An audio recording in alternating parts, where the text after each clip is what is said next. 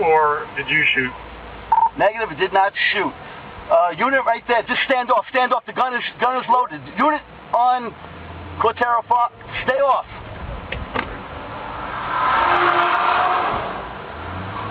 Oh! Jesus Christ, man down.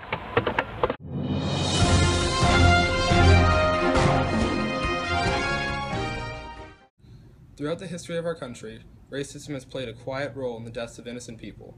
Minorities, including Black and Hispanic Americans, have been injured or killed just because of the color of their skin or where they are from. While these issues have appeared to decrease as time has worn on, they are still a problem today. For more on the issue, we'll go to Officer Margaret West. As a police officer, about how many cases of hate crimes and/or violence have you experienced in which the victim is Hispanic? And in these cases, how many of them occur simply because of the victim's Hispanic race and no other motive? I have experienced many hate crimes by Hispanic Americans in the short time that I've been a police officer. Most of them relate to immigration. For example, immigration offenses represented 24% of all federal convictions. Among those sentenced for immigration offenses in 2007, 80% were Hispanic. This may be a tough question to answer, but when arriving on the scene of these crimes, have you ever found yourself siding with racism, treating a Hispanic person in an unfair way because of their race? First, let me say that as a police officer, I treat every citizen equally. However, most of the offenders who commit the crimes are unfortunately of an ethnic minority such as Latinos. And truth be told, when on the scene of a crime, it is easy to assume that Hispanic or even Black suspect is more likely to be the offender than the white suspect. Out of these cases, were there many that led to the discovery that the Hispanic person was an illegal or undocumented immigrant? Yes, many of these cases have led to the discovery of illegal or undocumented immigrants. What is your opinion on the immigration issues that Hispanics have faced in the past and continue to face today? Well, there is a lot going on right now dealing with immigration, and I believe that what Obama is trying to do is a great thing, yet it's not going to be easy to accomplish. Immigration. It has been a topic of heated debates all across the country. People from all over our great nation have hundreds of differing views. While some may argue that they take jobs from Americans, others maintain that they only help our economy. Immigration reform is argued over every day, as rule changes are constantly being made to allow different people in and keep others out.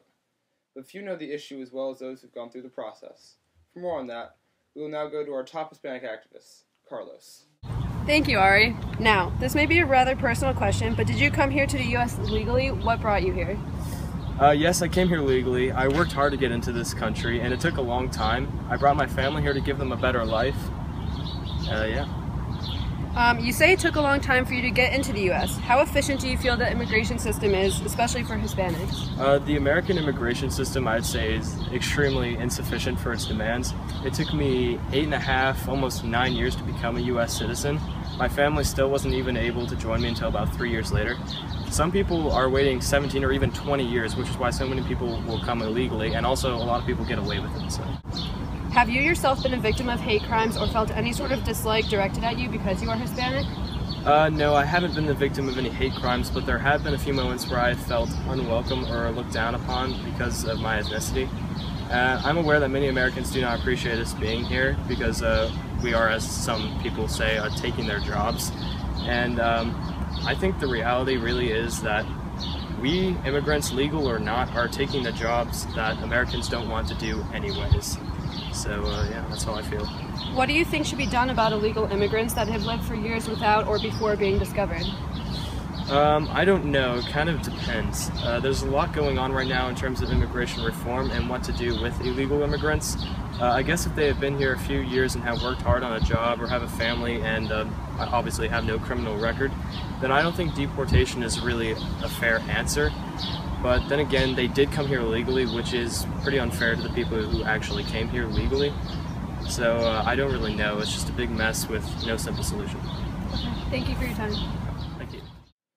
As our country has struggled economically, those working lower income jobs have taken major hits to their businesses. Many people are out of work due to budget cuts. A large portion of America's Hispanic population works lower income jobs, so Hispanic families all over the country have struggled to make ends meet. To discuss this problem, we will now go to Ari McCoy. How has the economic disparity between the top and bottom 10% changed in the past few years?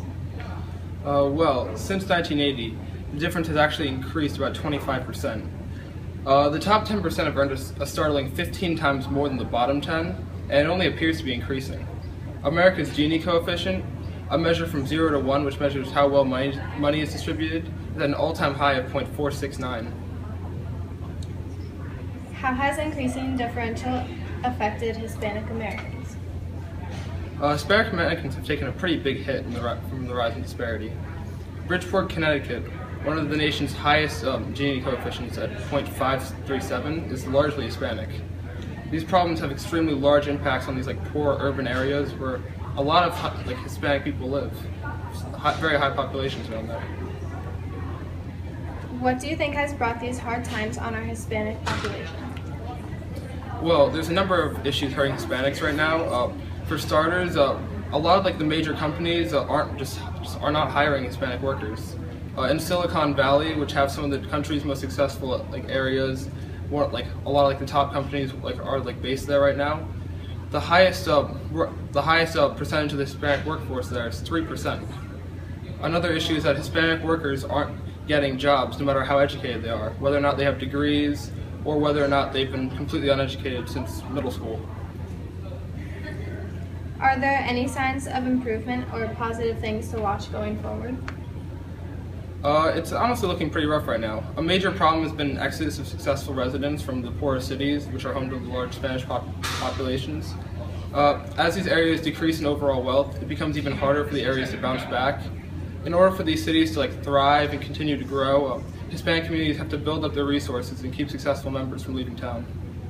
Racial profiling has always been a problem in America. Many Americans do it every day, some without even realizing it. But sometimes, it is a little more serious than a weird look or a racist comment. Police have been accused of racial profiling hundreds of times, fairly or not. People have been accused of stealing, hurting people, and even murdering others just because of their race. Rates of conviction are high, and the percent of Hispanics which make up jails is increasing. To explain a little more about this rising issue, we'll go to Judge Wesley Zielke.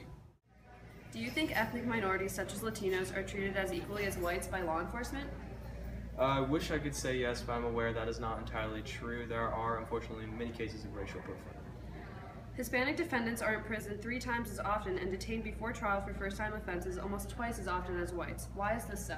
There are many disparities in the criminal justice system, especially pertaining to Latinos. Statistically, it's the minority who are in the situation where crime is necessary to live. So many courts are tougher on them and try to make an example, but there is a difference between being tough on crime and being smart on crime.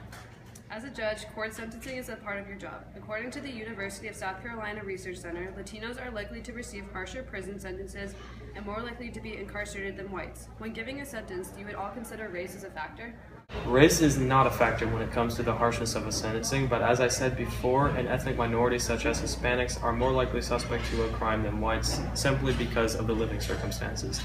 A Latino person should not get a harsher sentence than a white person for the same crime, but evidently it does appear to happen, which is yet another example of the many disparities in the criminal justice system.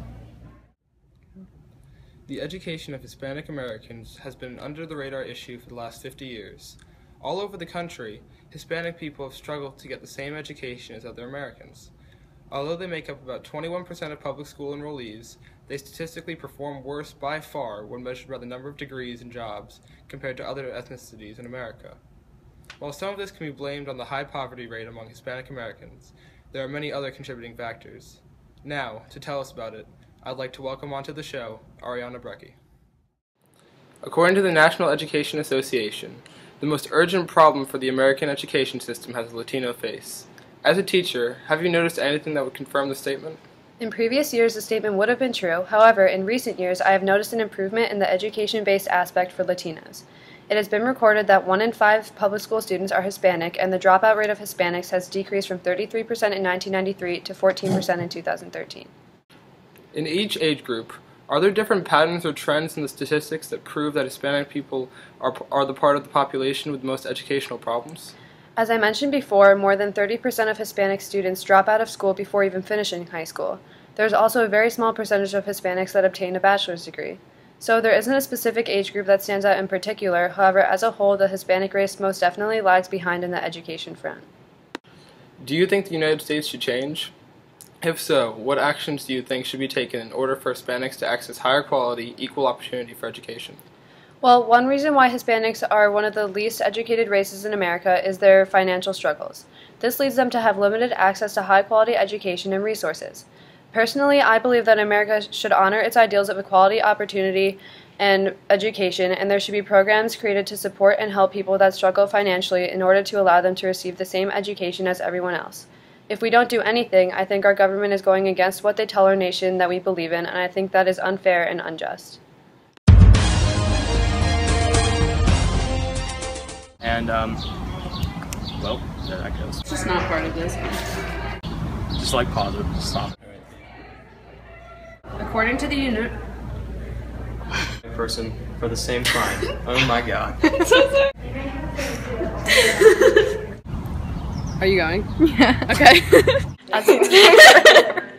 Okay. Now, I have experienced many. More minority who are in the situation we're. A long time. So awkward. Oh wait, yeah. There are unfortunately many cases.